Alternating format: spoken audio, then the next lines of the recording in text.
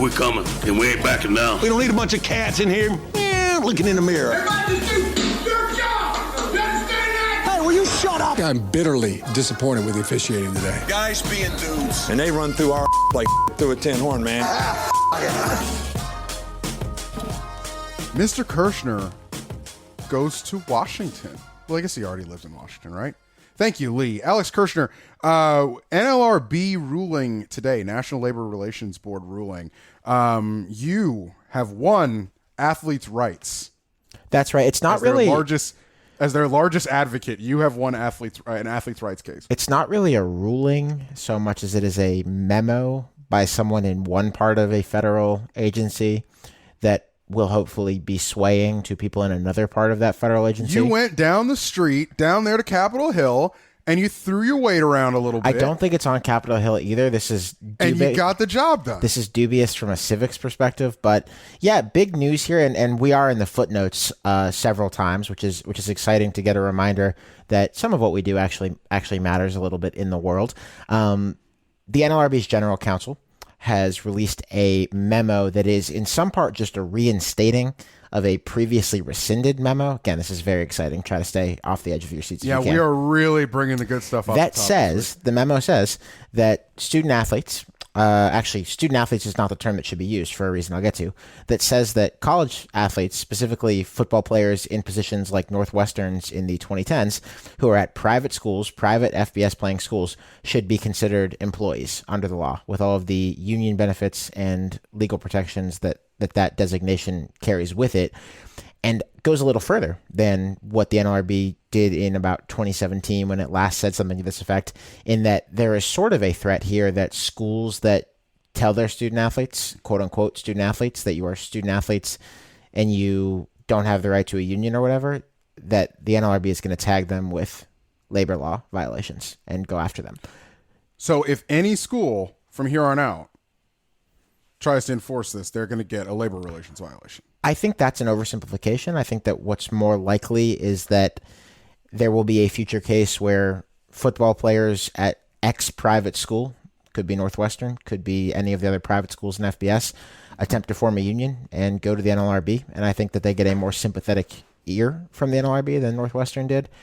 And I think that the end result will be that it will make it a lot easier for the first college athletes union to actually come into fruition. Alex, correct me if I'm wrong, because I was this is happening like close to real time in terms of us recording the show. Yes. From what I was reading, this has been raised before, but then was shot down by, I guess, the previous presidential administration's appointees. Yes. Is that right? It was. I actually talked about this with the general counsel of the NLRB who wrote this memo today. Her name is Abruzzo. And she was explaining to me, I was like, so this is clearly becoming, no pun intended, a political football where the Obama administration had an NLRB general counsel appointee who said one thing. The Trump administration had kind of an anti-labor hatchet man who was in the job who rescinded that memo. The Trump administration would do that? That's crazy. And it's crazy. It was one of the first things he did too. The Biden administration fired this guy who had rescinded the memo and replaced him. The initial replacement for this guy was, his name is Peter Orr. And again, we're getting very, very exciting here. Edge of your seat stuff.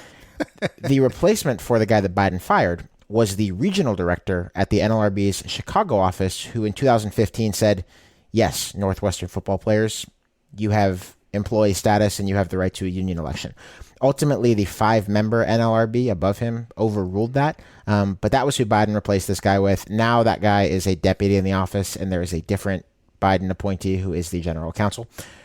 And that's the story. I'm writing about it at Slate right now, but this is all extremely bureaucratic and probably hard to follow and unexciting to follow on a podcast, but it's a big deal because at least in the way of a private university, which could have, different effects downstream, I think that there will be quite possibly an opening for the actual 5-member panel of the NLRB, which is heavily influenced by the general counsel, to approve a request that college athletes be recognized in some cases as employees.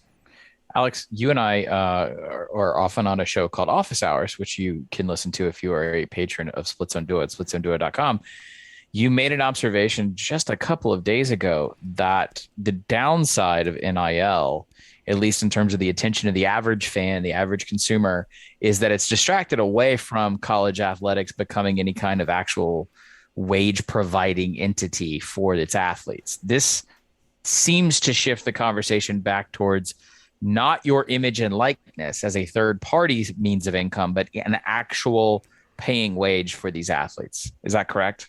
That's a correct interpretation. The National Labor Relations Board more or less oversees the application of federal labor law to private sector employers.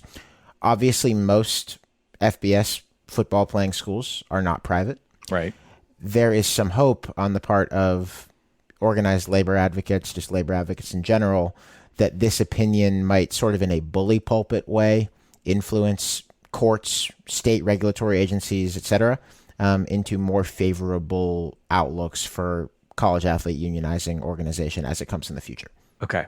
All right. So the takeaway here is that nothing changes tomorrow necessarily from Correct. a college football consumer's perspective, but we continue to just basically see large fundamental cracks in the foundation of the NCAA's model, and that change is just inevitable. I think so. I think that this has the potential to pack a bigger punch than NIL, than even the Alston case. I think that this really cuts to the core of what college sports economic model is in a way that those cases get close to but don't quite do. In Alston's case, it deals with, okay, so schools, maybe you can't put these collective caps on what you can give players in educational related benefits. But it doesn't say, hey, school X, you have to pay your players this. You have to give them, collective bargaining rights. It doesn't say that. Name, image, and likeness kind of elides the issue altogether. Doesn't deal with schools doing anything for their players. It just deals with third parties. This, if it comes to fruition in the form of an NLRB ruling that athletes at any football program are employees, I think would turn a lot of things on its head. I think it would be very significant. And there's already a bill in the Senate from I think Bernie Sanders and Chris Murphy to this effect, but that bill is not actually becoming law anytime soon. This would be much more concrete the next time a case like Northwestern goes to the NLRB, which I think is inevitable at some point, but it won't be today. All right. We good? I think so. Should we talk about the ACC? Hey, Let's talk about the football. Alex, earlier today, I believe, the Bachelor, I guess it's the Bachelorette. The Bachelorette's cast announcement came out. By the way, hosted this season by Gator, I don't know if great's the right term, but former Gator Jesse Palmer and former Bachelor Jesse Palmer. Alex wanted to set up this segment with a Bachelor apparatus. Do you still want to do that, or are you off that? I might be off that. My point is we've got like 7 or 8 eligible candidates, bachelors, bachelorettes, we don't have to gender it, who, one could make a plausible argument. Plausible might be pushing it too, but one could make an argument that they're the best team in the ACC or that they have a chance to win the ACC. And that's like 7 or 8 more than we've had the opportunity to talk about for the last 6 years. I'm still stuck on Jesse Palmer. I was going to intercede on your alma mater's behalf, Richard, but we all have slips. What? What were you going to say? Gator great. I didn't call him. I know, a Gator but you great. got close. I didn't call him a Gator great. Noted Florida Gator attendee. How's that? Yes. Noted former Florida Gator degree holder. We can confirm his enrollment. What I want to do is format it thusly. We'll talk about, let's say, 9 teams. We're each going to be responsible for making the case for 3 or not making the case if you can't stomach it, if you just don't think there's any chance. And we're going to kind of orient it around, do you buy this as a really good team that could make some actual contending noise in the ACC this year? Richard, you're going first, and people forget about this team because they suck right now, but I think they're still the plurality favorite in this conference because I don't know who else would be. The Clemson Tigers. Richard, what is your case for this as the best team in the ACC or not? Or not. Yeah, not is going to be... So I think everybody wants to do this thing where they want to give Clemson the benefit of the doubt. And I did it after the Georgia game. I wanted to give Clemson the benefit of the doubt.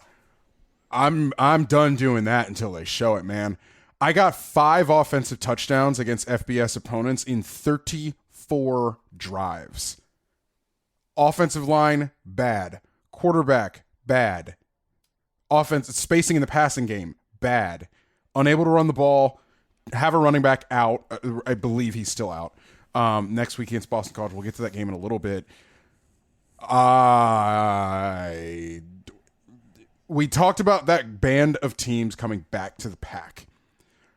I want to see it on Saturday against BC. Like, I don't know if BC is going to be able to score on Clemson, which Clemson will like have that consistently.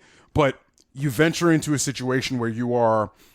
What was the year that Jake Fromm threw 3 picks at South Carolina and Georgia lost at that game, and that was it for the regular season? 2019, whatever year that was, you've got that situation. Defense, clearly one of the nation's best, if not the nation's best.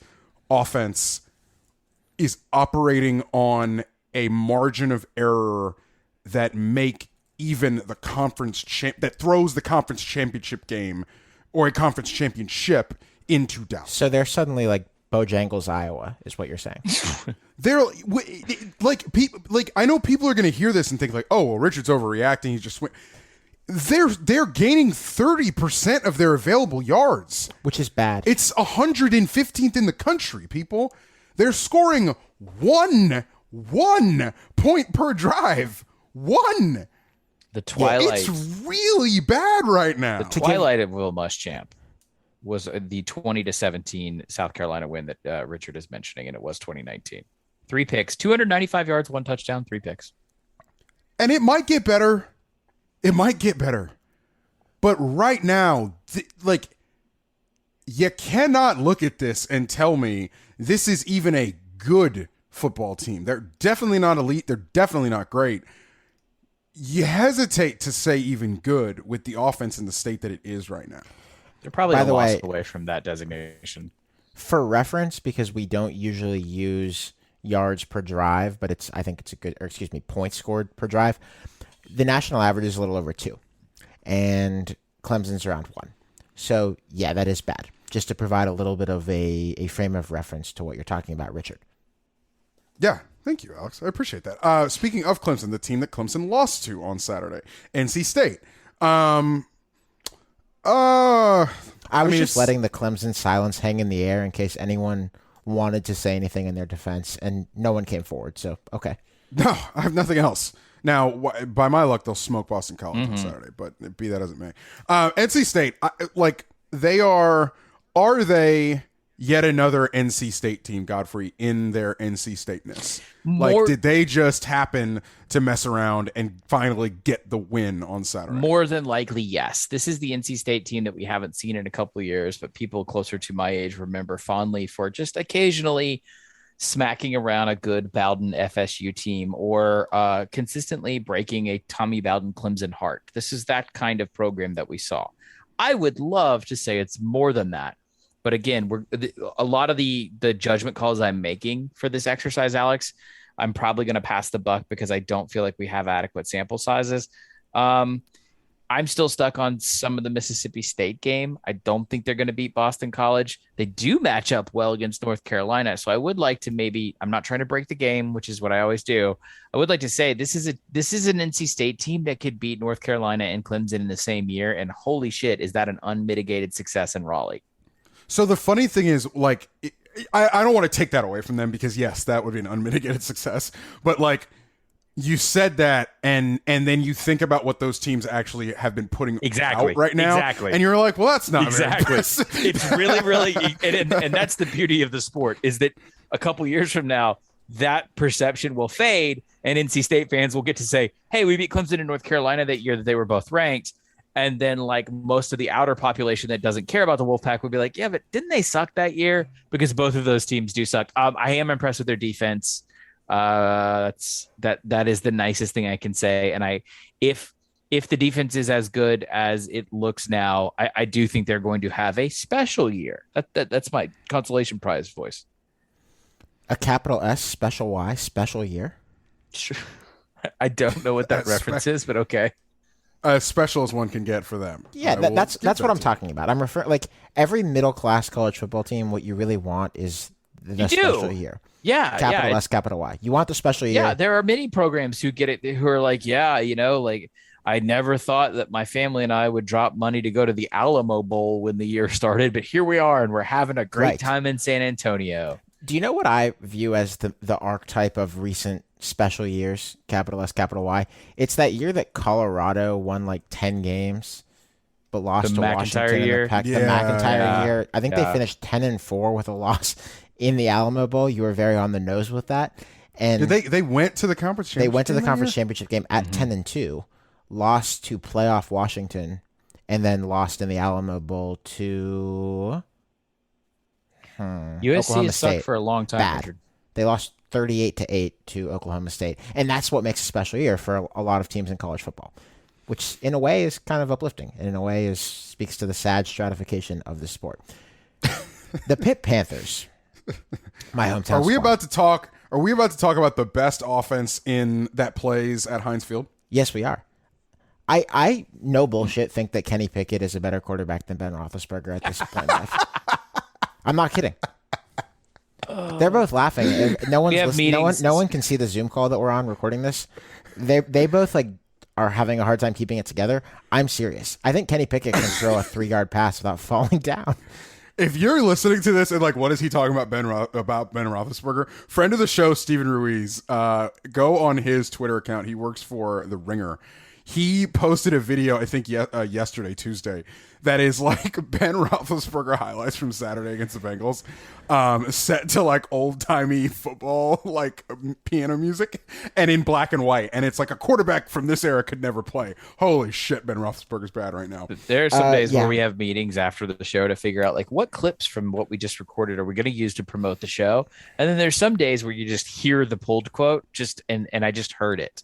That Kenny Pickett, Kenny Pickett, America's offensive coordinator. Matt Canada's back.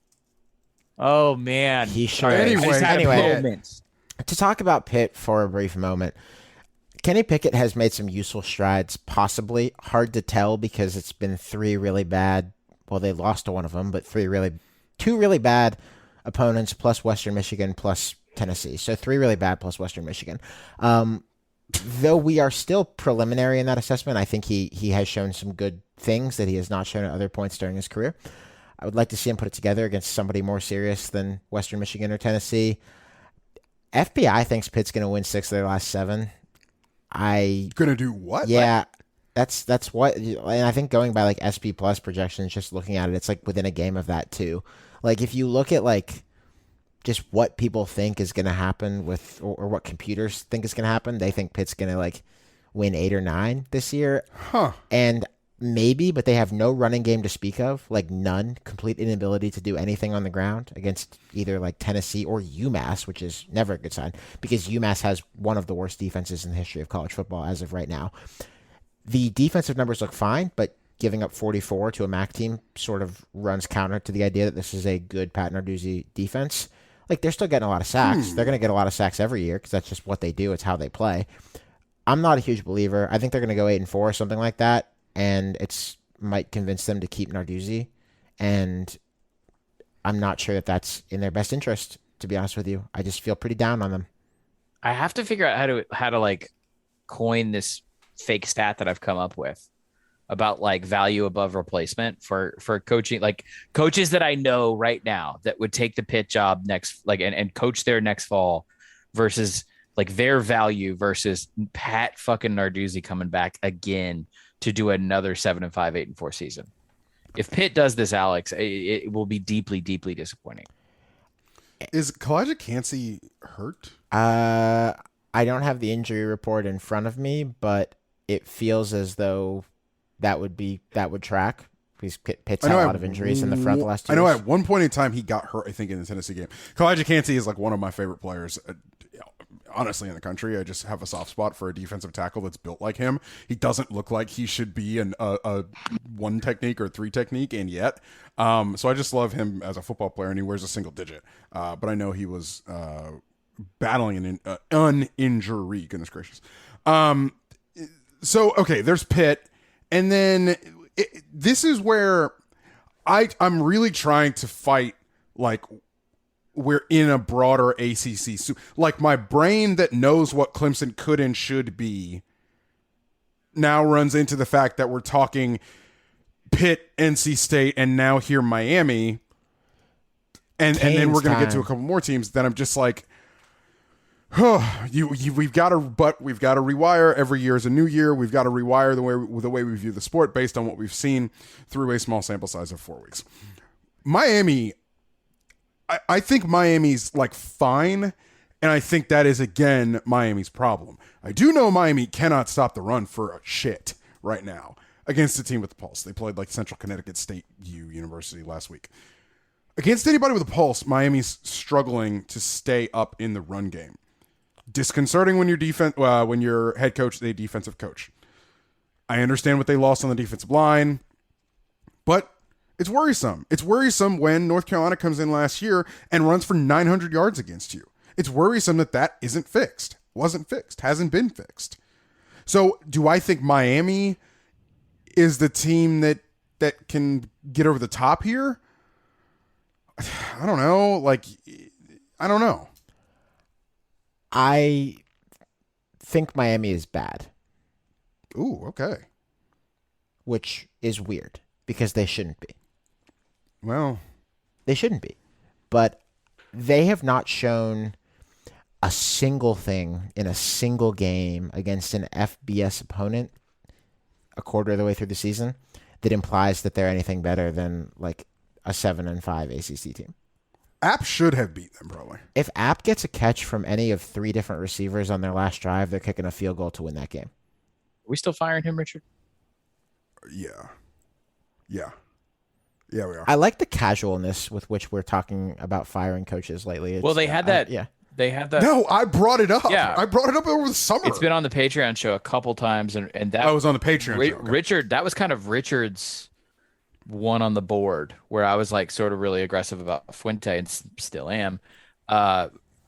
Manny was definitely your pick and things that you've heard rumblings about, and then the local media has already done the circle around the AD and the board. Apparently the trustees are okay right now, but it definitely feels like he's like 1.5 losses away from the trustees just being like, fuck it. Well, we understand that right now Miami's not as serious about football as they should be from an administrative perspective. And what you have at Miami, which is so different really than a lot of other programs, is you have a player base that never shuts the fuck up. Like you have a player base. You have a player alumni? base that is yes, alumni. Like you have an alumni player base that is out front in the media, in the football media, on TV every single week, and that ain't gonna have it if this continues. The low ground rumbling I hear echoes the kind of narrative that comes out after a firing. So it isn't like, oh shit, he's just trying to get his scheme together, or these aren't his guys. It's like really disciplined, cliquey, everybody's freelancing on the field. There's no cohesion. Those are the cliches I usually hear before a dude gets fired, and then you hear it publicly when they do the profile on the next guy, and they're like, the old coach that wasn't here, everybody was in a faction. That's what I'm hearing about Miami. And also they're just too talented to play like that, dude. Yeah, that's what it boils down to. Dude, Michigan State looked like Miami beating Miami. That is what it will always boil down to when they lose these games like they do. Yeah. When they play like they do against Appalachian State. When they play like they did, what was it, a couple years ago against like Central Michigan? Like it's just all like when they play like this, it's never gonna sit well. My Florida brain can never square what they have on that roster from a talent perspective and what they put out on the field. Can't do it. It's really hard to do it. Florida State right now is winless. They better beat Florida State by 28 plus. And I don't think they can. Yeah, that would behoove them to beat Florida State by a lot of points, and I don't think they can either. I just don't. I remember when Mark Richt did that January retirement, and Manny Diaz was like the obvious replacement, even though he'd just gone to Temple. It felt like Miami was going to be in a position where they would at least be able to keep being good in the ways that they were good for those, I don't know, what you would call it glorious 1 year when they kind of peaked under Mark Richt, where Yeah, they didn't have the year quarterback where play, they were. but the defense. Yeah, the year where they were like Yeah. undefeated, like deep into the season. But you figured that like at least defensively they would continue to keep things very well under wrap, because it's not that hard to find good defensive backs in South Florida, and in general Miami. But has you had were keeping the scheme and the coordinator. This was the whole Exactly. thing that was floated out, and this was like, inside the text messages and all the people I talked to, Alex, that there was a big justification of like, well, he's not really walking out on Temple. He doesn't know those guys. He's staying with the guys he knows. Because, by the way, Mark Richt retired, big old finger quotes, because Mark Richt wouldn't make the concessions that Miami was asking him to make, i.e. firing people, including perhaps members of his immediate family. I believe that was the case. Yeah. Who's to say? Nepotism brings down many great men. Probably shouldn't engage in it. If you're 10-3 in 2017.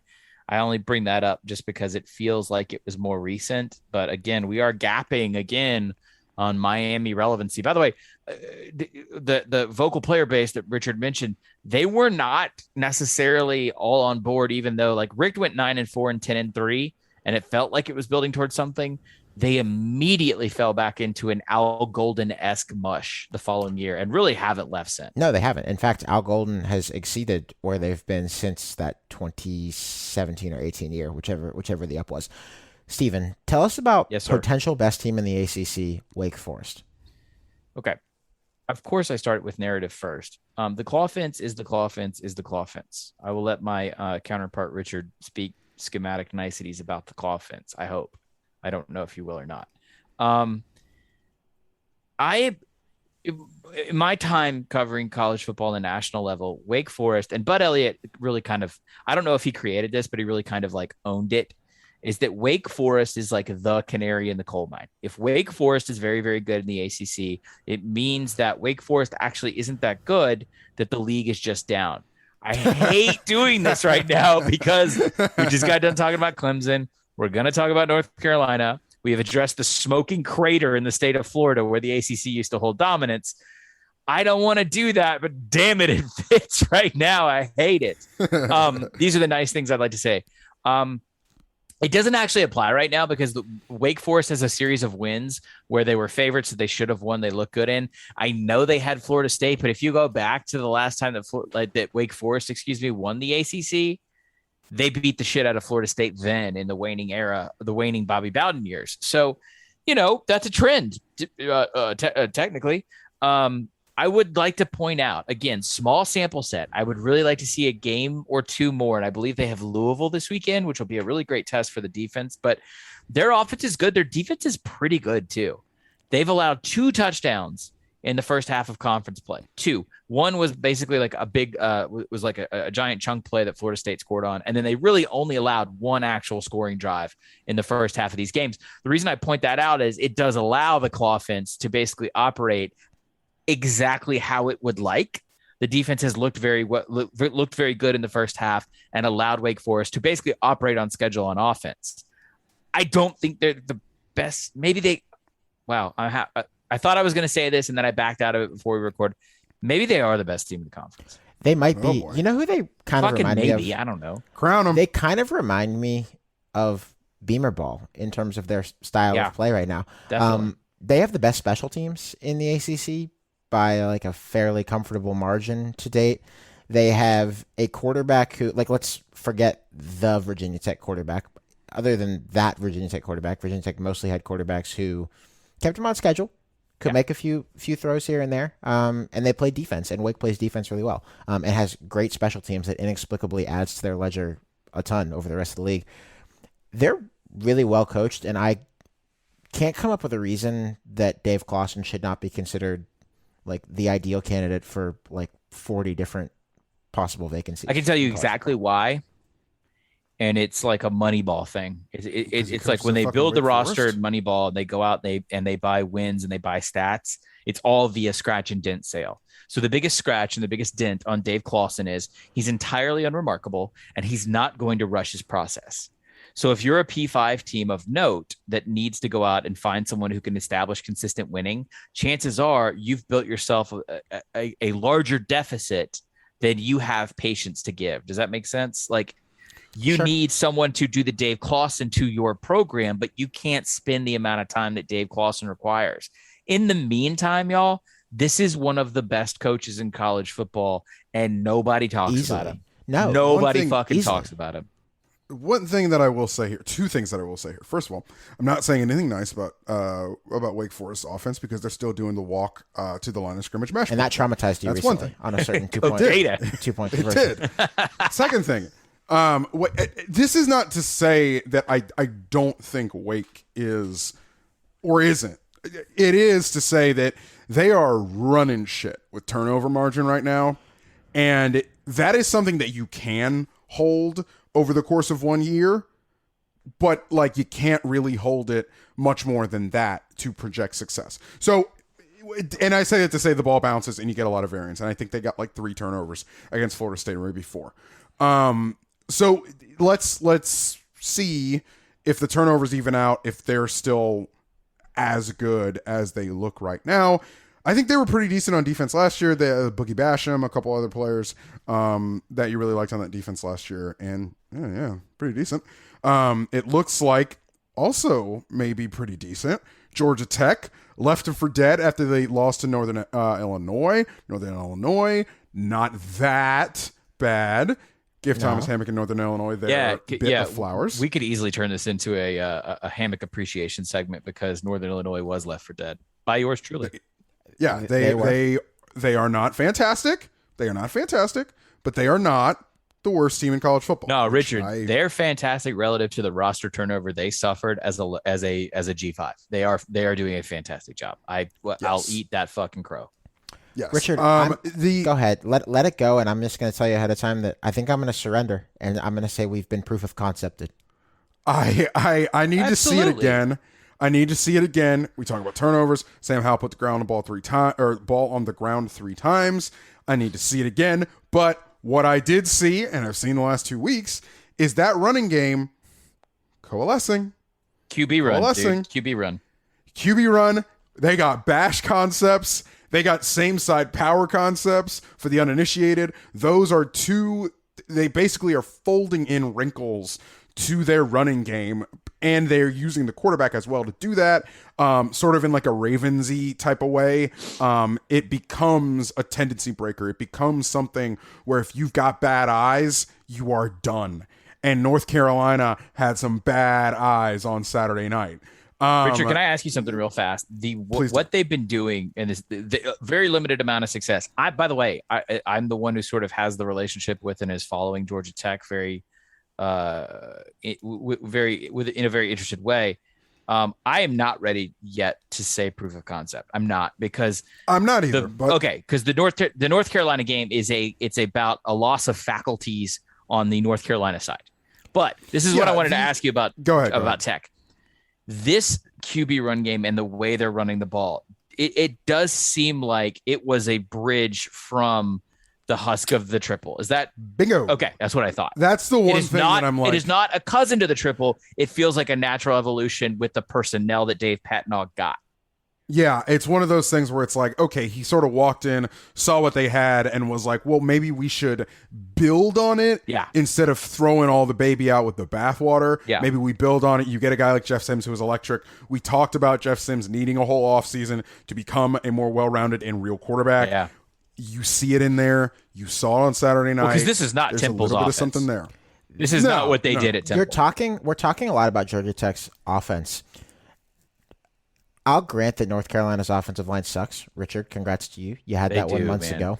Georgia Tech sacked Sam Howell on more than 1 in 5 of his dropbacks. Oh, that's tough. That is insane. Tough. That almost never happens. It happens. There have been a few teams this year that have done that up. Somehow Bowling Green did this to Minnesota on 30+% of Minnesota's dropbacks, which, like, good Lord. I mean, you might have to fire him in the parking lot, but like whoever the offensive line coach is, to be clear, but also maybe the offensive line coach's boss. It does seem like Tech can get after some people in some ways that they This is what the man did, Alex. This is what the man did for his entire career. When I met him and he was a defensive coordinator at Mississippi State, his expertise, Richard, and you saw it in Gainesville, it's the brand name that the whole mayhem culture starts specifically with quarterback pressure on any passing down and third down. That's like he built a whole fucking like cultural brand out of a play calling situation. Yeah, it's havoc yeah. gang. Money down on third down. Yeah. That's all that type of stuff. They're after they lost to Northern Illinois. I am big enough to admit that I think I jumped the gun too quickly because we talk about how long we're going to give this to wash out the triple option. I think they might be getting better though. I guess it's reasonable to still have a few questions. Courage, I was there. I was right there, dude. Honestly, like I was ready to do the freelance piece where it was like I wanted to believe too much in Georgia Tech and Jeff Collins and things about like the player agency that he affords and the culture he builds, and it just wasn't enough because you don't win football games. And then they turn around and just run it down the fucking throat of a good team. So Godfrey, next on our list here is the North Carolina Tar Heels, who beautiful transition. Maybe I just spoiled this by noting that they gave up a sack on more than 20% of their dropbacks against Tech. But tell us, is there any reason to not think of this as a slow motion disaster? No. So when I started digging around on stats, I found one I liked, and I basically will build my entire argument out of it because I do think, honestly, like I'll get to open field tackling maybe a little bit, Richard, if you want to help me on that on defense. But fucking, do you know how many times Sam Howell's been sacked this year? 14 times. 14 times. 4 games. The other 8 of them on Saturday. The advanced stat, the other advanced stat I'm pairing with this is that I pulled up 2 North Carolina games, the Georgia Tech game and the Virginia Tech game on Plus or whatever right before. I was just looking on my phone. He's fucking under fire all the time. When he's not getting sacked, he's making bad decisions in a limited amount of time, Richard, in a system that's not helping him. When he's not getting sacked, he has a propensity to create sacks. When the pocket closes or condenses around him, he does have a proclivity to make already collapsing pockets worse. And already, now, yes, is some of that on the offensive line? Yes. But he panics in the pocket. He does. It does. In a Phil Longo system, that is, you have poisoned the groundwater. You're getting what you're getting right now. That's what that's going to produce. And I think that like you put the ball on the ground 3 times, you're not going to win, right? Pretty much ever. So yes, we get that. We understand what happened against Georgia Tech, but it's just I don't think they're definitely not as bad as they showed against Virginia Tech. I mean, they put up 60 points on Virginia. Like, yes, they're not terrible. Yes, no, they're not. They're not terrible. I would be remiss if I didn't criticize the other side of this, which is they don't look cohesive on defense to me. They also they're just tackling shittily too. I think they're a team that loses a dumb game or two. Like, fucker, they got 2 fucking dumb games, and it's not yet October. Yeah, this is a team that goes into, I think they play Notre Dame this season. Yeah, they play Notre Dame. Like that Notre Dame Wake Pitt stretch that they have later in the season is going to be curious. I'm entirely receptive to a 7-5 North Carolina team and a 10-2 North Carolina team. They're going to have to adjust. 10-2 would require them to not lose any. Correct. Lose again. Yeah. Right. Maybe 9-3. 9-3. Given the offensive line's situation, I would lean towards them losing more football games. Situation is such a great euphemism for what's happening on the offensive line. They fucking suck. There you go. Boston College will be the last team that we discuss here because Florida State, Duke, UVA, Louisville sort of have disqualified yourselves at this point. We have kind of a reverse Boston College situation going on here. The defense does not look dependable at all. Kind of got walked on by UMass when UMass had the ball, which is not really what you're looking for under basically any circumstance. Boston College scored 45 in that game, but if UMass has a QB going over 7 yards per attempt and throwing 3 touchdowns, aka looking like a competent offense, then that's not what you expect out of a Jeff Hafley defense. But there's exciting news, which is that Boston College has what has been one of the best offenses in college football. Can't believe I'm saying that. Yeah, weird deal. Now, again, we're gonna find the fuck out on Saturday. Mm-hmm. We're gonna find out on Saturday against Clemson. Are y'all implying that Missouri is not not a measuring stick? It's not a measuring stick, but it is a Power 5 and even an SEC football team that has some players. I Googled it. You're right. Yeah. Survey says yes, you are correct. Look, the offense has been lights out. I think regression is coming, but at this point, just based on what they've done through 4 games, it is likely that this is going to be the best BC offense since at least the Spaziani days and perhaps longer. They put 41 on Mizzou with Phil Dracovic out for almost the whole game. His backup is Dennis Grossel, who played a bit in 2019 and has kind of had one of those odd careers in this day and age where despite starting a few games and being okay in those games, he has stuck around and has not transferred. He stayed as the backup. They're converting almost 60% of their third downs. They're moving the ball at will against, again, a list of teams that is not the most inspired in college football. I'm not sure, certain that they're not going to beat Clemson, which, if you'll remember, they almost beat last year when Trevor was out with COVID. I do think if they do lose, it's going to be by less than 16 points. I can tell you that. I think I see where you're going with that. Also, Syracuse, we'll talk about a little bit later in the show. Friends, Home Field Apparel, your home for comfortable vintage collegiate apparel. Season 2 of Big News Saturday has ended. We have ended the greatest season of the year, which is Big News Saturday season. Just want to say, for the record, you go up and look at the top 10 shirts Home Field released during the season. Take a look at number 4. Nice looking shirt.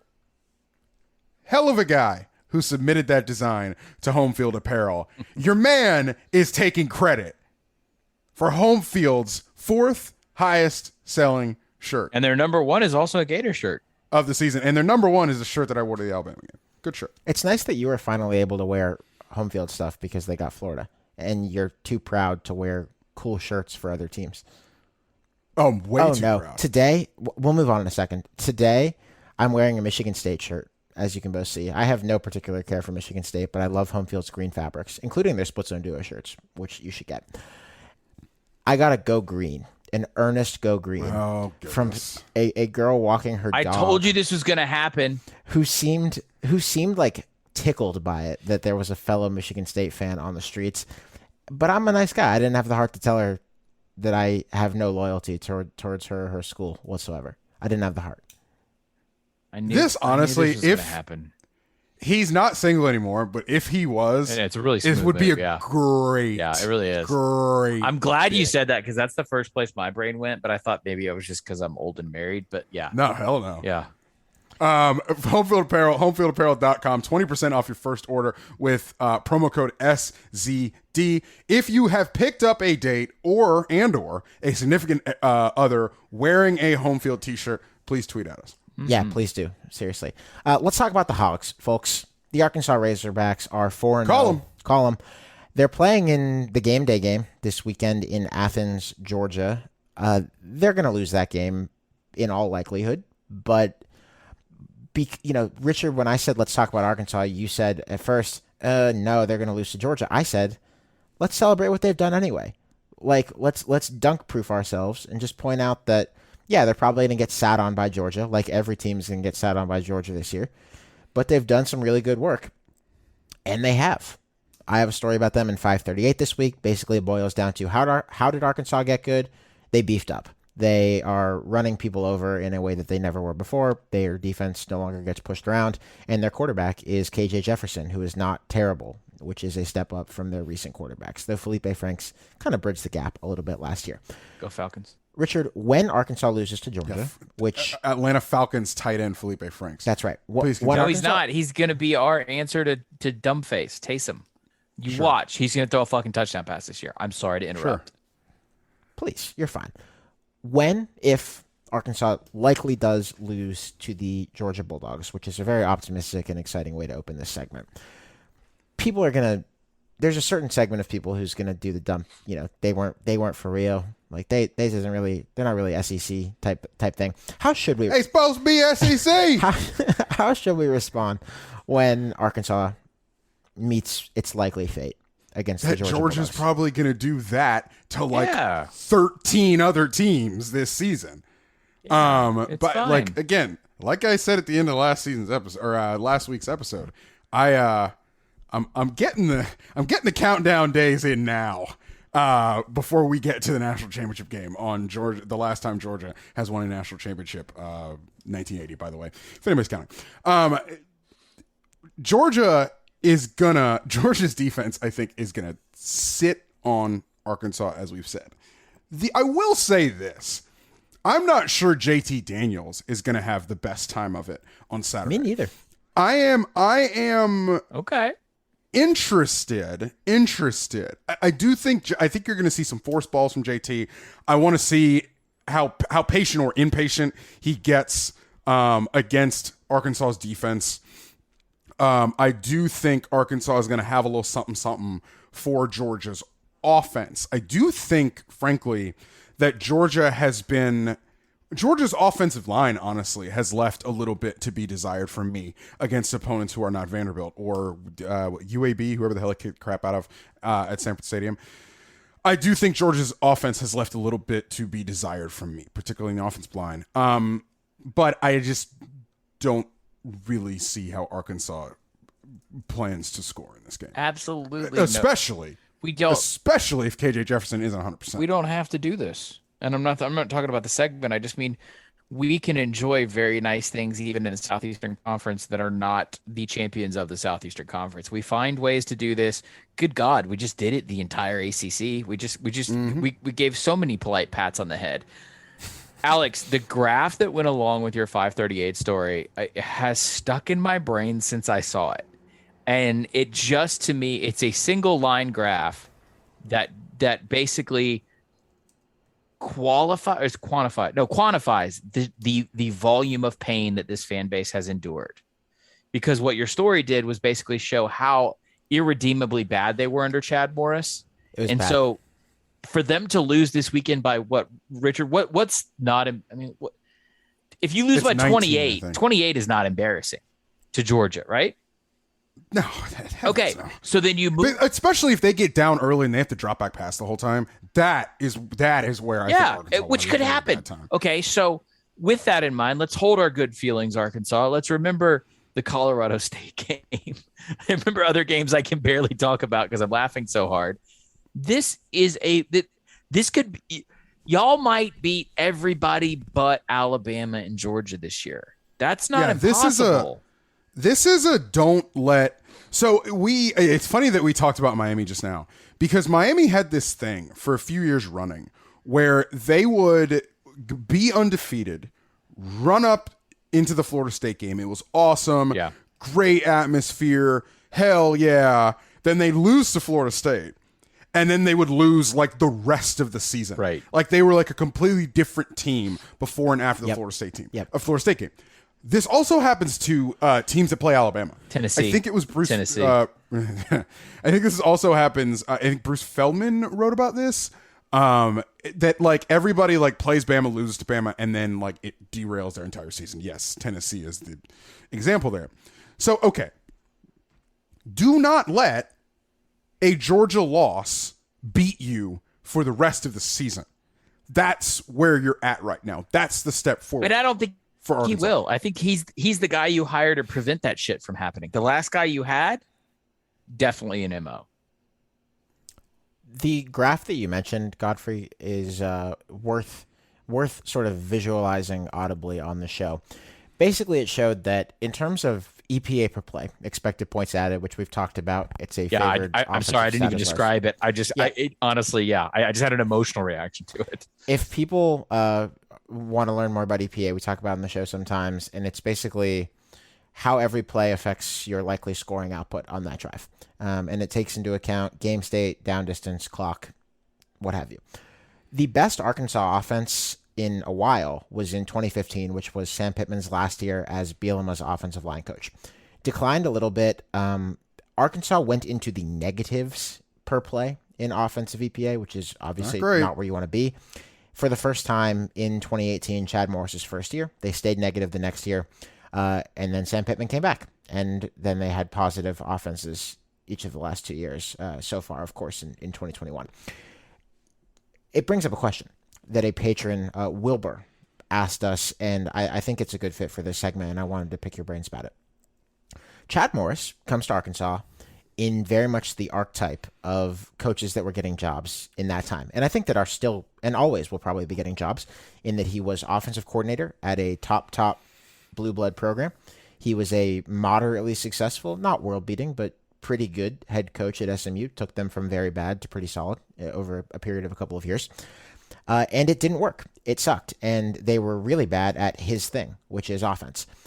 Sam Pittman gets the job in late 2019, ahead of 2020, probably on the basis of the fact that he was the best they thought they could get. I'm not sure that Arkansas and Hunter Yurachek went out and said, we want to hire this 50-something-year-old offensive line coach, because that's not the way that these things are usually done. Not to say it's not the way they should be done.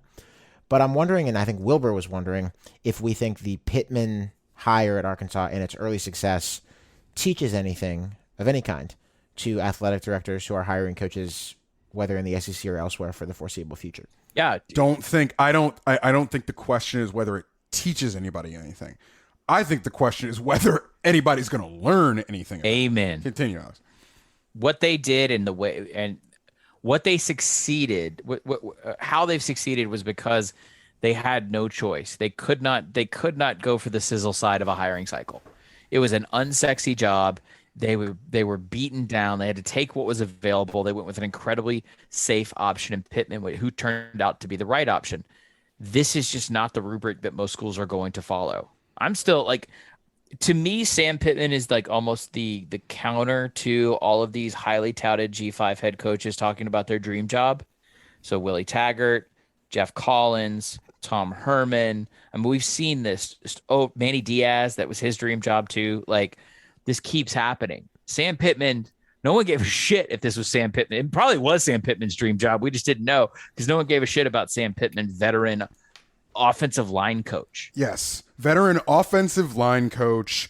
We live in a fat shaming society, and he's the head coach of That's a good point. A head coach of a major college football team. It's a good point.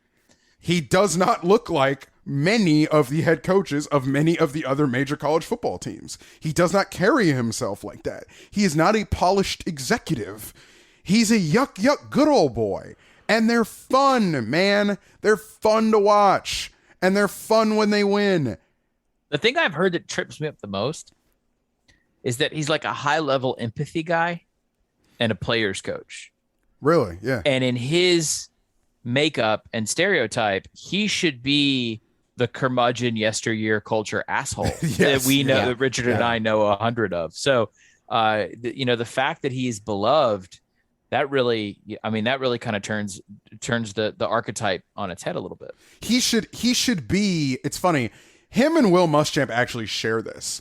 Both of them should be what your perception of them is. Everybody's perception of Will Muschamp. Right. Both of them should be that, and neither of them are when you get to talk to their players and you spend some time around those programs. So pretend that people were going to learn something that was right in front of their faces and that they wouldn't miss the boat on doing something like this in the future. This is America, so I can't is the lesson look past hotshot young G5 head coaches and Power 5 offensive coordinators, or is the lesson something about Sam Pittman's personality makeup? The lesson is hire offensive line coaches. They're the best. I swear to God, it might be. Well, the problem is, I think some of the implicit bias in coaching hiring is, if it doesn't go well, or if it starts off poorly, can the person triage the situation? And when offensive line coaches especially, and this happens with defensive coaches in the NFL too, but when those systems don't work off the jump, when those teams don't play well off the jump, you do have a bit of an issue triaging the situation, given how those teams tend to play, which is a 3-yard in cloud of dusty type thing.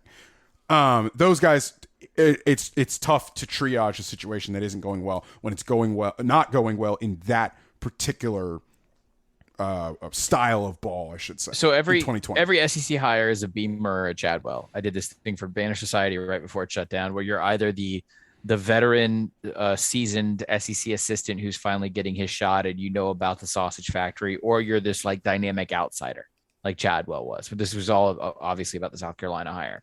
Well, clearly Sam Pittman is a Beamer. I know it's not a nepotism or a cronyism thing. Well, it's cronyism, but not nepotism. He was definitely a Beamer. I'm curious if this skews more SEC hires toward Beamers than it does toward Chadwells. I think the dynamic outsider head coach from a smaller program that has a different system is going to have a harder time winning the interviews at SEC schools moving forward. Pretty reasonable. After Arkansas loses to Georgia, which they probably will, they're probably going to fall in the AP top 25. And I'm not sure that they should. And I think there's something else. Well, we can't be precious with our rankings. If you lose, you got to go. It's time to go. Well, I have some thoughts about that. Stephen Godfrey, the UTSA Roadrunners, would you like to do the... Yeah, you want to do the honors? Meet motherfuckers. Yep. Please do.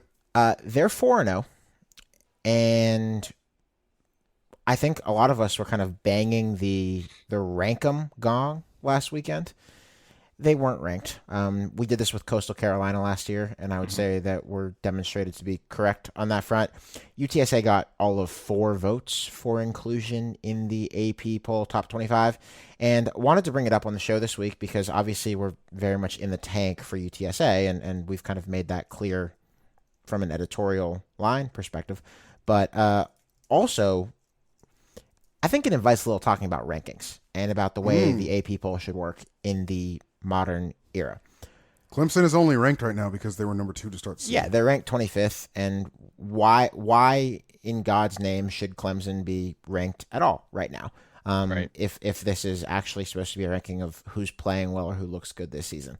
I think I would just kind of put this theory forward, which is that before the playoff committee starts ranking teams, and you're trying to like do an explicitly like best teams thing, shouldn't the AP top 25 and the coaches poll, etc., be the place where teams are judged strictly on what they've done this year and where you highlight good stories that are worth elevating in college football, rather than an attempt to figure out who would win on a hypothetical neutral field before these teams actually play, and in many cases where they never actually will play? Like, I just think... Funny. Go ahead. So a couple things. First of all, if you're sitting at home, by the way, it will take you a lot longer than you realize to rank teams beyond 13. 5. Well, I was going to say, but like it's a little more difficult than you think to put teams in an order that makes cogent sense. The back end of the 25 is nonsense, dude. It's rough. It's real rough. But Clemson should not be ranked. But there's that. The other thing is I think we're too precious with the best thing about the way the BCS and the playoff committee ranked was that they didn't start ranking anybody until week 8. Mm-hmm. The AP poll, what Alex is sort of getting at, I think, is an interesting way for the AP poll to swing, because like, what is the AP poll? Like, I asked Ralph Russo, like, why do we still do the AP poll, particularly in the era of the playoff committee? And if you don't know, the AP poll is literally made by sports writers across the country. So, like, I know the Gainesville Sun's columnist for a little bit had an AP poll vote and that sort of stuff. Dooley? And I asked Ralph that one time, and he was like, honestly, it's great PR for the AP.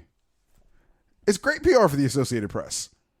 Like, they get their name talked about and mentioned on ESPN, CBS, yada, yada, yada, throughout, particularly in an era where we are, A, obviously reading newspapers less as a society, but B, have less of an understanding sort of what the AP, like what the wire services even are. When you're Stephen Godfrey's age, you know what the UPI is and what the AP is. Motherfucker, the UPI. I never worked for the UPI. God damn it. UPI, but the UPI used to have a poll back in the day. And obviously they are not, I mean, I think they actually are around, but not really as much of a thing as the AP is anymore. And some inside baseball. Basically, newspapers contract with the AP, and they get to run AP stories with their own headlines. That's sort of how newspapers stay afloat and stay staffed from a content perspective, particularly as they fire everybody. So that's a lot about the Associated Press and a lot more than you probably bargained for about the polls. With that being said, I think Alex is on the right track when last year it was ranked Coastal. This year it's ranked UTSA. Why the hell not? So I don't have any interest in or affinity for the polls, the coaches, or the AP. And when we do cross paths with Ralph, he always makes a joke, because Ralph is a very nice human being, about how sometimes I inadvertently shit on the AP poll, especially because I don't particularly care for most of my colleagues. However, we just got done with a segment where we didn't frame Arkansas by their ranking, right? We framed Arkansas by the fact that they literally ran into the teeth of a Texas A&M defense. We didn't think that was possible. We talked about the merit of Arkansas based solely on what's happening now. And because Arkansas beat Texas A&M, hypothetically, let's say that Arkansas beats, I don't know, Auburn, LSU, and Ole Miss. That's the way we're going to crystallize our 2021 image of Arkansas. The problem is when you get into the group of five, especially programs that are not used to getting any national attention, putting a number next to their name has an unbelievable amount of power. I've seen this happen for years at schools with young up and coming coaching staffs, just programs that are trying to redefine who they are. When you do crack the 25, you get noticed in so many different ways that you kind of need that to happen for people to wake up, because there are so many more casual college football fans, really casual fans, like actual NFL fans who are just kind of moonlighting on Saturday, than there are people like us and like our and like the hardcore Split Zone Duo audience who's like, yell at me about Nevada, daddy. There's not a lot of those out there. There are people who think and say that, like, there are people who judge their season by the amount of ranked opponents they beat through the season. Yeah. There's a lot of people who do that. They were ranked in week 4, and whether you're ranked in week 4 and crash out by week 7, you were ranked 9 or whatever in week 4. Richard, and you'll still point at that. I had to use that. So my day job at Secret Base, I am doing a video on the Alabama team under Nick Saban. I'll be somewhat ambiguous, but I was asked an edit to contextualize their success. And what I said was they beat 5 ranked SEC teams in a row. Ranked, because ranked connotates in a brain value, even though we know if you spend 5 seconds across the Rubicon in college football, that ranked as a value proposition is fucking shaky at best. I simply shudder at that notion. It only matters where you ranked before the bowl games. What about this? Could we hack it this way? I know, and I'm not asking Ralph and all those guys not to have an AP preseason poll, because it is like a summer tradition and people get talking. That's fine. What if we just flush it after week 1 and then start raw? So this is actually what the committee does, and people don't think that they do this. When people see the committee's rankings week to week, they're like, "Oh, the committee dropped them." Right? Yeah, they actually people reformed the Legos. Rank. Yeah. They go from 0 to 25 every week. And I know people are going to roll their eyes, and it's a semantic. It's not semantic, because if you go, well, that was Richard, to help you out. That was the original defense of the TCU bump in the inaugural playoff year. TCU goes from 3 to 5 in the final week because of the merit of Ohio State beating Michigan and Wisconsin. Right. Like Ohio State hadn't played Michigan and Wisconsin yet. And then when they did, it then became part of their situation, became part of what you factored in. So I actually do think it's the best thing about the committee, honestly, that they rank the way that they do specifically. I think UTSA is just really fun. Like when you watch them, they got a receiver. Well, they have got 2 receivers, to be honest with you. But one of them, the Franklin kid, number 4, Zachary Franklin, this dude can go, man. Yeah. Really can go. He's a long strider he's not even that big, but these guys got long strides. He's better through contact than he needs to be, frankly, and that shows because of the way they get him the ball. A lot of slants, a lot of comebacks, a lot of stuff in the middle of the field. But he's really fun. This team is just fun to watch. I mean, honestly, all joking aside, that's why we sort of adopted them as the pet, is because it's unexpected. Jeff Traylor, by the way, Alex, if we're creating segment synergy here, wonderful run sheet you've put together, by the way. Thanks.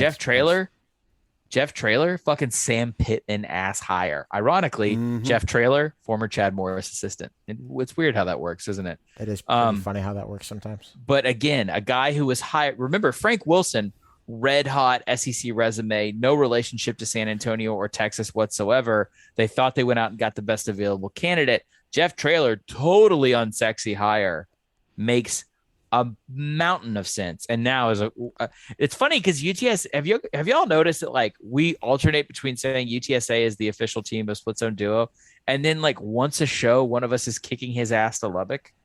We can't really actually be UTSA fans if we keep sending their coach to Texas Tech.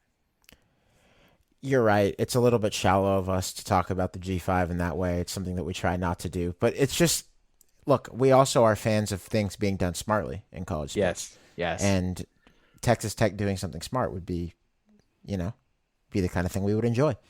Well, they're a Big 12 team, so it's a G5 league. I would say this. Jeez. Watch them. Just watch them.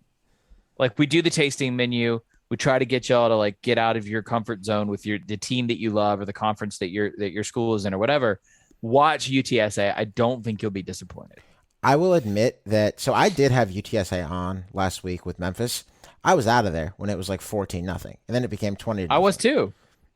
I was out of there. So I just want to do full disclosure. Like, we talk about how it's good to watch these teams, about how it can enrich your college football experience. Yes. Do I always walk the walk? Dude, I'll just go ahead and say this to our audience. When it was 14-0, I was out. I was not walking the walk.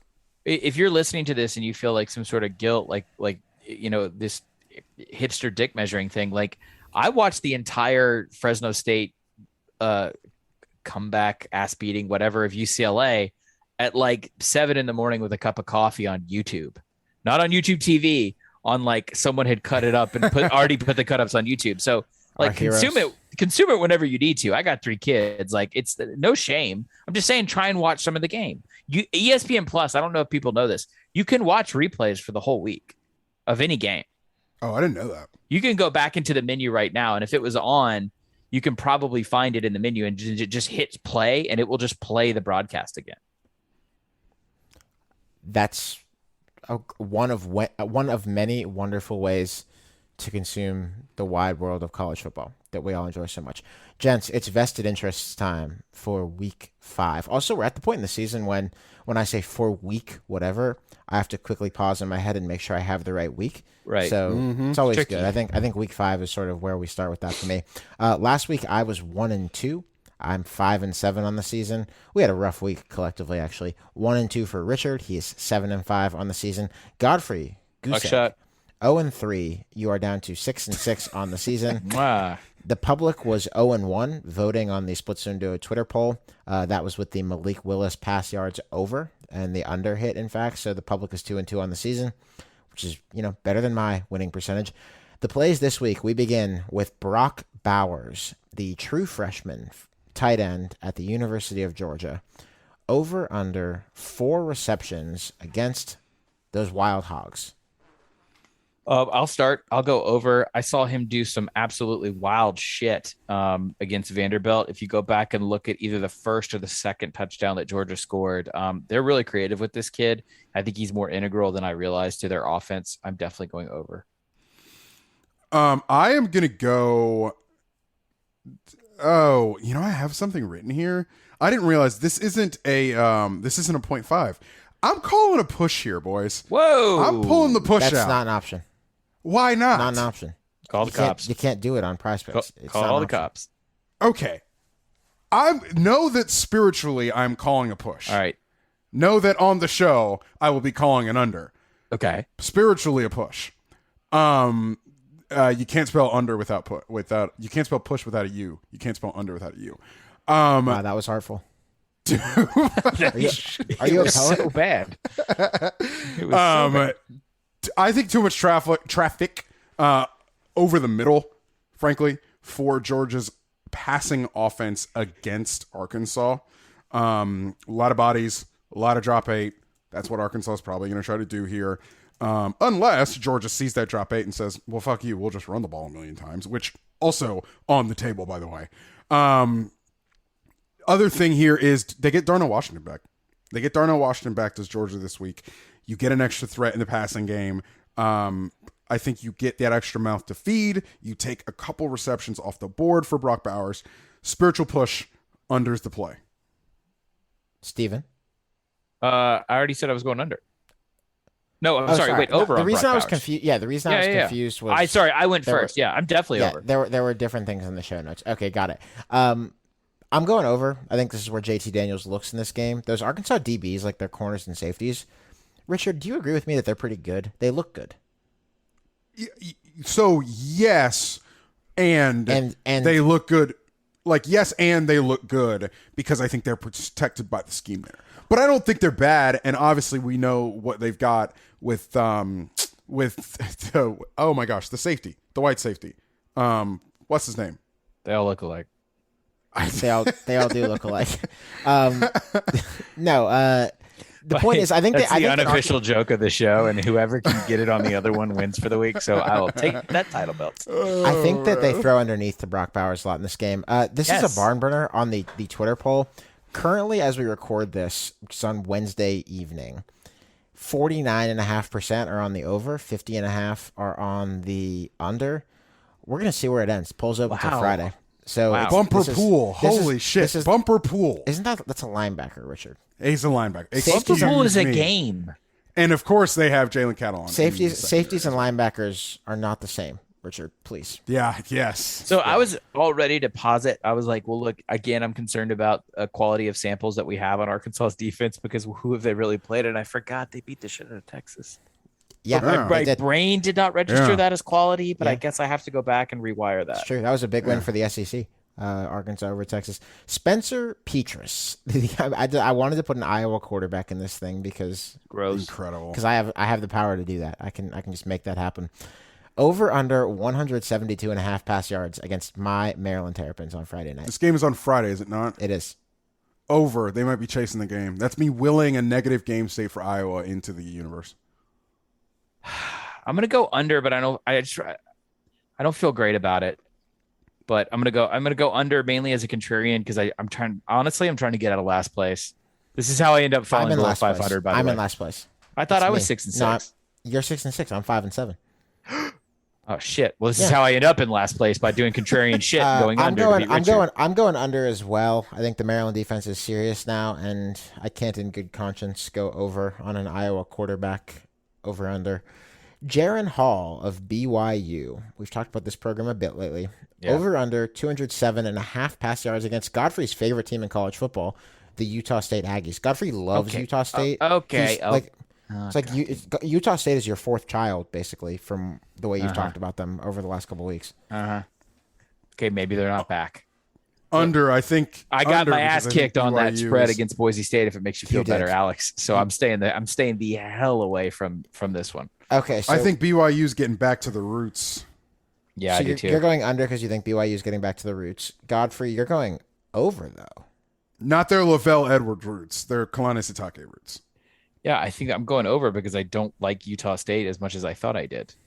Fair enough. I'm going over on the basis that Jaron Hall has, while he has not personally done a ton in the passing yards department so far, I think he has not gone over 214 in any game.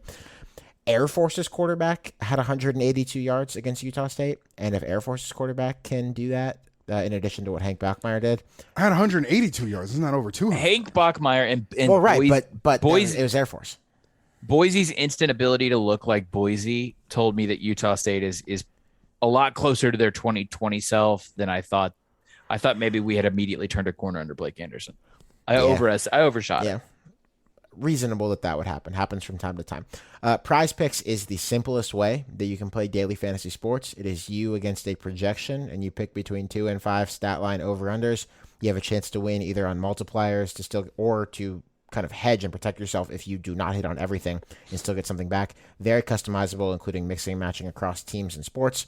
It's fun. I cannot guarantee that you will win, but I can guarantee that if you play and you use promo code SCD when you sign up, it will make us look like good and wonderful advertising partners for companies to do business with. You also get a deposit match if you play. It's available in most U.S. states.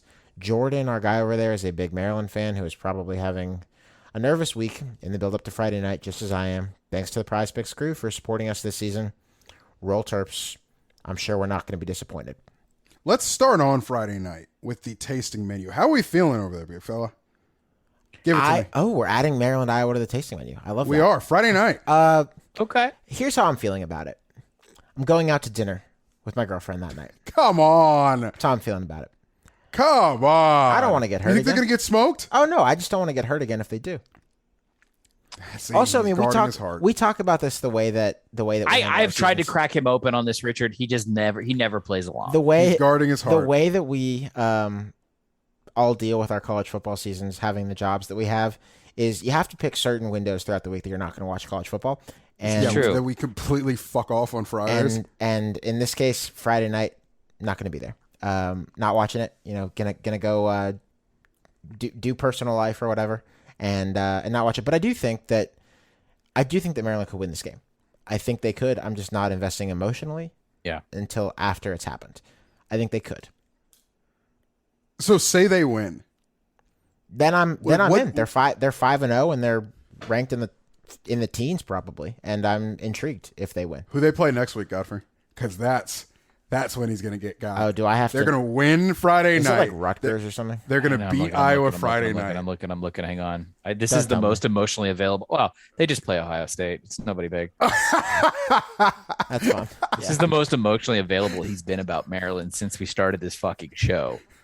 Well, They're We'll going to see. win on Friday night, and then they're going to play Ohio State. And they're gonna get that- and he's going to talk himself in to the quarterback God. situation and the defense. I think it's the big- I could talk Talia. myself. Big dude Saturday game too. I could. Wait, are you Jesus. kidding me? Oh my god, jeez. So Gus Johnson's going to be there. I think in so. front of God and everybody. He gets All right. smoked Anyway, by the moving to Buckeyes. Saturday on the tasting menu. Godfrey, Yeah. you're doing it this week where you're going to just try to sell us on different games. Yeah. I think you added more games than I was going to sell. I but did. but you I know what, added a baby? couple. I added a couple. I will straighten this shitty bow tie and I will get to hawking these used vehicles. Pitt, Georgia Tech, 11 in the morning, ACC. I'm network. unironically excited for that. Okay. I didn't think this would be that hard of a sell for a couple of reasons. Hey, we're looking for proof of concept. Richard and I agreed earlier that we did not fully feel like we had that based off of, again, what North Carolina lacked versus what we saw from a Georgia Tech team that, granted, did lose to a MAC program to open the season. However, I would be willing to give Georgia Tech proof of concept status if they were to beat a Pitt team that has been out physicaling them, outrunning them, and basically just beating their ass and reminding them of everything that they lack since Jeff Collins took this program over. It's a nice mountain to climb. It's a little bit of an anxiety status for the old Nard dog coming off of Western Michigan. It's not an anxiety bowl by definition. I overuse that term, but it does have narrative, and I love narrative. Yeah, I think Pitt might sack Jeff Sims a lot, but as I've said, I don't really know that I want Pitt to win. You know, I'm just Because you want to make a change for the big, because you're Right. you're making a change for the future. Is what I'm you're saying. seeing the bigger picture, and I'm not sure that it benefits Pitt to win this game. He's seeing through the matrix, baby. Yeah, but we'll see. Go ahead. Richard, you buying? Yeah, I'm excited. I'm unironically excited for this game. Okay, who remembers how Charlotte started their season? They beat Duke, right? Yes. Who remembers Yes, how? Do y'all remember how Illinois started their season in week 0? Oh, they beat Nebraska. Yeah, they beat did, Nebraska. Well, they did. beat in air quotes. Right. They So, were ahead on the scoreboard at the end of the game against Nebraska. also 11 a.m. Big Ten Network. Check a fucking menu. Charlotte goes to Illinois. Illinois is 1-4 and sinking like a fucking rock. What a shocker! Just lost to UTSA. Yes, they did. Charlotte is a very, very respectable. Would actually underplay what they're doing. They're 3-1. They lost to a more talented Georgia State team that also basically punched around Auburn for 59 minutes and 30 seconds of a football game. Outside of the Duke win, it's Gardner Webb in middle, and they did have to win that in a shootout. However, how could you not like everybody's just favorite little fresh face boy next door, Will Healy, going and beating Bert's ass? God love Charlotte. The defense we gotta Yeah, I got some get issues that there. defense in gear. Yeah, It's going to be a super ugly, ugly ass game. This is pure narrative, not the football parts. Charlotte's fun to watch. The question becomes, are they fun enough to watch that I'm willing to put up with more than an hour of watching Illinois? And the answer is no. The next game is basically just an actual game I'm not going to try and sell you on. All three of us are going to tell you to watch it. Cincinnati, Notre Dame, Brian Kelly's old job, Brian Kelly's new job, the best Cincinnati team I've ever seen. Obviously, you have the off-field narrative of Marcus Freeman, who was a DC at Cincinnati and is maybe the head coach in waiting at Notre Dame, but they never really clarified that. This is going to be a good football game. I can't believe that Brian Kelly just like said that on camera one time, and then Y'all, was just like, I was on the phone with a source last night about this, and we were both like, "Has anyone else talked about this? Why hasn't someone made a phone call? Didn't that shit happen? Like it was like they said it, and then no one followed up." Is Marcus Freeman the next head coach at Notre Dame? Very excited for that game. You got a lot going on there. I think we're going to figure out. So, by the way, that Notre Dame defense has played really well in the last 2 weeks. Granted, one of those games was against Wisconsin, so okay. But I do think Notre Dame's played pretty well on defense. I was just at Cincinnati last week. By the time that people listen to this, the story will probably be out. I was in Cincinnati last week. That was the Marriott location that the show was recorded at last week. Sat with Fickle, sat with their offensive coaches, and talked about sort of what it's like to go up against a coach who used to coach with you and for you, and that whole dichotomy and everything that goes into that. By the way, Cincinnati's offensive coordinator Mike Denbrock goes way back with Notre Dame. Like, was on Notre Dame's staff with Kelly, the first staff, but also coached with Kelly at Grand Valley State when they had a lot of success there back in the 90s. Mm-hmm. So it runs very deep there. Excited for that game. Go read the story. It's my first sort of big boy feature for SI, so we're excited about that on the website. Very excited. Syracuse and I'm legit excited about this game. I am a little worried because Cincinnati has shown some deficiencies and some offensive brain farts. I asked Denbrock about this, and basically he was like, I think we struggled with some of the front things that Indiana was able to throw at us from a multiplicity standpoint, and they struggled to adjust. But also Murray State. Yeah. All right, Alex, am I selling this game, or are we genuinely? I think I'm selling this game because it's got Trash Baby written all over it. The next one, Syracuse. Florida State doesn't have a win. I am so good on this one. Who wants to watch people fight behind a gas station? I think, to be honest, this is one that I will not watch live, but I will keenly be interested in the results afterward. I'm intrigued by Syracuse. Do they have a defense now? 15% sack rate on opposing quarterback dropbacks. That is by far the best in the conference to this point in the year. They're laying wood. They're hitting quarterbacks a ton. Dino has basically never had a good defense in his career. He's had a couple that were passable. I think he might have one here. Maybe good enough that they're not going to fire him. I'm as surprised as you are. Tony White is the defensive coordinator there. He's a Rocky Long guy. Recall that Rocky Long was a 3-3-5 type before everyone was a 3-3-5 type. Recall that Rocky Long sort of almost kind of took that job a couple years ago and then didn't. It was a little bit more. Yep. It was a little bit of rumor mongering why he was in town. Well, Zach Arnett did take the job, and then Leach got him to leave Cuse after he pulled a Manny, and he was there for like 2 days and then went to Mississippi State. Another 3-3-5 guy. So I think Syracuse should win. For some reason, Syracuse is an underdog, and I think the reason is just that Florida State has a fancy helmet that people know. I think Syracuse is going to win the game, and I think their defense might be good. We'll find out. Okay. All right. Sounds like I got y'all on that one. I think this one's also me. This is just because I've been trying to give UTSA a brother or a sister, a sibling, if you will, on this program. And that is the mighty chainsaw wielding, dropping 45 on that USC ass Oregon State Beavers. They're at home against Washington. Washington, after the Montana debacle, has improved. I can't finish that sentence without a question mark. They've gotten better. Okay. You know what I love, boys? I love narrative. I think I've got that. I'm a little worried about my Beavs here, and I would like to think that Jimmy Lake just had a terrible, terrible debut.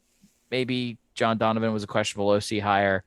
I'm interested in this game on both sides. And guess what? Just realized I can't watch it. It's on the Pac-12 network. The Cal game was overtime. I'm looking at I just pulled up the post-game win expectancy for Washington against Cal. Granted, it was in overtime, but 32% post-game win expectancy for that game, -5 adjusted scoring margin. If Washington had played a neutral college football opponent, how would they have fared? So, I think I may be taking Oregon State here. Yes. I think I may be taking Oregon State here. Loving I'm not it. involved, Loving but it. I'm interested. Loving not it. involved, but interested. I will attempt to procure a pirate stream for this game. Just want to throw one more thing out there, which is that Jonathan Smith, the head coach at Oregon State, alumnus, played quarterback at Oregon State, was an offensive coordinator opposite Jimmy Lake, Washington head coach, who was DC when they both worked at Washington under Chris Peterson. Narrative. I kind of view this as the band that used to be really big is going and playing a basement show at like a satellite house for a fraternity. Yeah, satellite is the apropos way to put it, given that it's Pac-12 networks. Yep. And it's on the Pac-12 network, so the metaphor works. And, you don't think the band really has it anymore. A couple members of the band have died, like in the case of Washington. It's got but dark. The remaining bandmates they're still playing, I mean, Jimmy Lake's the head coach now. So Chris Peterson is alive and well, as far as I know. yes. And thank goodness for that. Point It's is a very 90s grunge metaphor. I like it. Keep going. I think that Washington is in a reduced state, and I'm not sure that I would really want to watch this, but Oregon State could be fun enough that I would do it anyway. Well, Steven. what if Oregon State won and waved chainsaws around? Don't we love those things? That'd be fine. Okay, all right, okay. Liberty! Fuck you, you lost. Now we just get to watch you in a weakened state. Yeah. This is, again, I'm not trying to just sell this entire bit as narrative. Liberty is a fundamentally good G5 football team. So is UAB. UAB, though, boys, do you know what happens this weekend at UAB? They get Opening up the new digs. They got a new stadium. If you would like to, you want to watch me really fall into a ditch that lasts for an hour and a half, we can talk about how that stadium came to be, because it involved UAB dying actually for a little bit as a program. One of the strangest, weirdest trips that you can take in off-field suspense in college football is what has gone on at Alabama Birmingham in the last 10 years of that football program. It all sort of comes to a head, and I guess as a final chapter, opening a very, very nice new stadium in downtown Birmingham this weekend.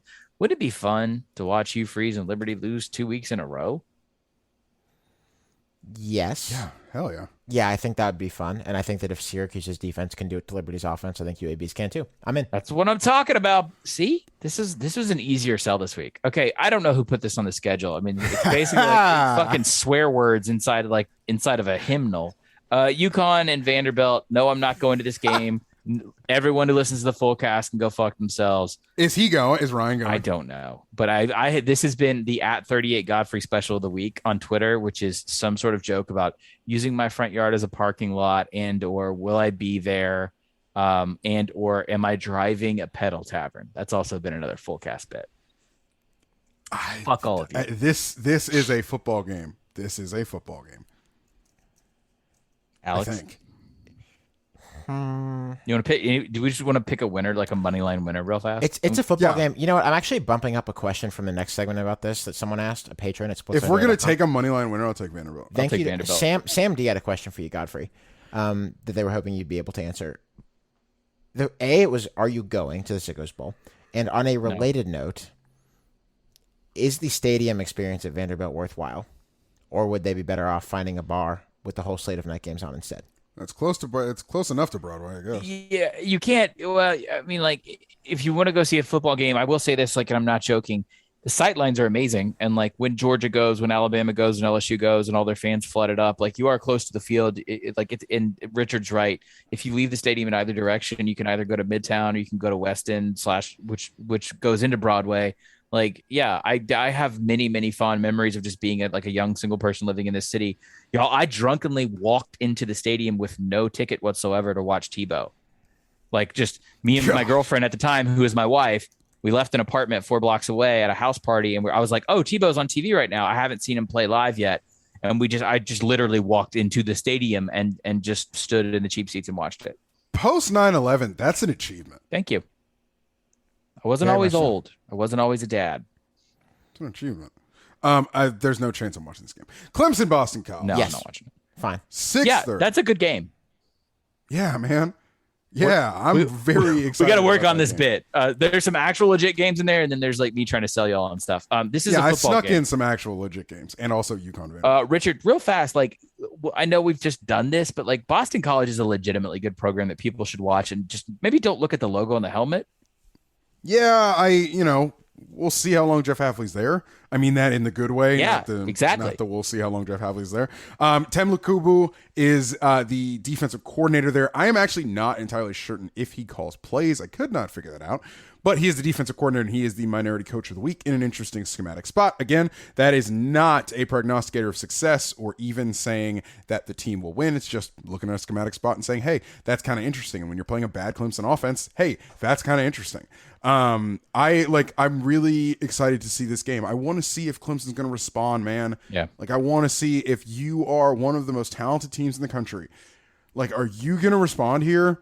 Or is this going to be the same thing? The same thing that we've seen the last 3 weeks. Because if it is, buddy, teams get better over the course of the season. But if they come out and lay an egg again on offense, that's Auburn LSU 8 p.m. Anxiety bowl, weird bowl. Why Godfrey, is it not, what happened? Why would it not be an anxiety bowl? What happened? Firing on Harz Sunday? firing Harz like a month into his career. At No, Auburn. sorry. No, They're they're not- not going to fire. no, no. They're not going to fire him. I'm just saying. But he The did fire someone this anxiety, week, didn't he? That is what happened on Sunday. The anxiety end here, I think, is on the LSU side, as I believe Yes. it will be for the rest of the season. Yes, From confirmed. Auburn's perspective, Auburn, Still got to kind of win this game though. I think Auburn should still kind of win. I think Auburn should consider winning this football game. Yeah, I think that would be a good course It of would business. behoove Brian Harson's ass to come out and win this football game. Fired a wide receivers coach on September 25th, whatever it was. 10 men on the field at home, down in the fourth quarter to a Sunbelt team. One more time. 10 men on the field on offense at home, down in the fourth quarter against the Sunbelt team. The fuck are you doing? Nothing good. Nothing good. You can catch those games all over television. You can also catch plenty of other games in an app called the Varsity Network that college sports fans now have access to. The Varsity Network conveniently brings together free live game day broadcasts for hundreds of schools during various sports seasons. It also features original content and national college programming such as College Football Blitz and the new College Football Saturday Night with Mike Golick and Kate Scott. Fans can download the app on iPhone and Android for instant access to free game day audio streams. You can also receive push notifications to remind you of games starting or upcoming audio broadcasts. I just want to say the rundown was moved mid-ad read. He does that. well, it's It because drives me Google nuts. Docs you jumped live. ahead. He the drives ad me reads. nuts when he does that. You jumped ahead, It's- and I wanted to make sure I didn't forget something. But yeah, you should check out the Varsity Network. It is brought to you by a company that employs several friends of ours and helps us produce the show. So I think that they are certainly part of our crew. I want to do a couple of quick Patreon things and answer a question as well. We'll move it quick. We're going to do a Q&A on Patreon this week. But Rebuilding Since 89 asked us if we've done an episode on advanced metrics in football. What are they? How do you read/use them? Such as EPA that is used in the 538 article that we referenced here. I've kind of assumed football was light years behind other sports in this area, but maybe not. Oh, no. Maybe we will. No, do. it's not. It's not. Like Not. the dirty little secret is it's not. The dirty little secret is over 100 teams contract with PFF in Yep. one way or another. Yep. The difference is you can't buy PFF's like good stats product in the same way that you can buy the NFL product. You can buy a college football stats product that is actually pretty decent, but it's not the whole kit and caboodle, which is PFF Ultimate. correct. Yeah, you can't buy that as a college football fan the way that it services college It's like football. baseball. If you're a baseball fan, you could go to Fangraphs and find out all kinds of incredible things about the things that make up every pitch in baseball. And it's free, though you should support that kind of work if you can. It's not free in large part in college football. That's the difference. And I get it if you're a data provider because it's way more lucrative because you've got over 100 teams. And I know a lot of people aren't going to like this, nobody gives a shit about the advanced metrics of UTSA outside of this podcast. Not generally speaking. We love you. I think it'll come with time. We love you all, but it's a hard sell as a product from somebody who knows some people who work at PFF. Now, that's not to say that those advanced stats don't exist. There are some people who are forming some pretty good guerrilla advanced stats in the sort of in the spiritual vein of one William Connolly, who has sold out to the man and now gets everything that he wants from the mouse. Which is not to say that I don't either. But the folks who are pulling the advanced stats, like our friends who run GameOnPaper.com, Connor McAnalytics on Twitter, all of the Michigan analytics people, all of those analytics. CFB-graphs.com by Parker Fleming is a good one that has some aggregate data. We're still kind of in the infancy. You got to look for it, but you can find it, or you can be employed by some people who provide it. Want to thank everyone who has subscribed to the Split Zone Duo Patreon. Those numbers continue to grow, and it makes this show much more of a job for us in the good way that we can, support ourselves doing it and have a lot of fun. A couple people are really, truly, exceptionally, outrageously generous to this show. They've got some things that they get to say on this show once a month. So here goes. Max S. points out that Texas is a swimming school. Yes, absolutely. I concur with that. William J. just wants to join in with the individual who always notes for the record how long it's been since the Georgia Bulldogs, the Doggies, won a national title. William's personal belief is that this clock has plenty of time to run. That's what the question said. It's a thing with Auburn and Tech. It's a thing. Okay. Tech especially. That's more of a Tech thing, honestly. My personal belief is that this clock has plenty of time to run, but just covering my bases. That is not my personal belief. I'm getting the cuts in now, fellas. When the Gator gets scared, y'all should pay attention. How many days has it been since Georgia won? Well, it's been 14,881 days since Georgia last won a national championship. I forgot to look up how many days between the last time they won the national championship and January 10th-ish when this year's national championship game is, which is what I think may be the debt ceiling on this this bit. That ceiling tends to get raised, Richard. You could also Alex. See? As it's been mentioned to me and my family, you could take my age and add a year. And that's how long it's been since Georgia won a national title. How has that taken us a year to find out? A year of podcasting and a year of doing this bit. Well, I mean, I was born in 81. It's not like, they won a title in 80 and I was born in 81. And incredible. To close, Kyle B., who has just recently submitted this to me. Kyle offered sort of clean versions, like more palatable for podcast audience versions, but said, This is the uncut version, so I'm just going to say it without endorsing it, okay? This is a quote. This is a quote. I'm really scared now. Dan Anos is a rat. Don't believe his lies. Fire up chips. I got the most respect for Dan Enos, honestly, as an assistant coach, maybe in the country. The way he walked out on when he goes to Saban. Because my man. I told you that story. I told you that story. Incredible. I came close to burning a source on that.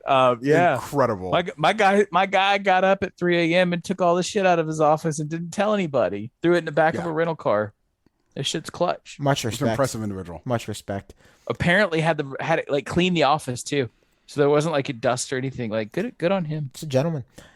Gents, it's been a pleasure. I think we'll see y'all, many of you, on the weekend show. And we've got some exciting things coming on Patreon very soon. Thank you all very much for listening to Split Zone Duo.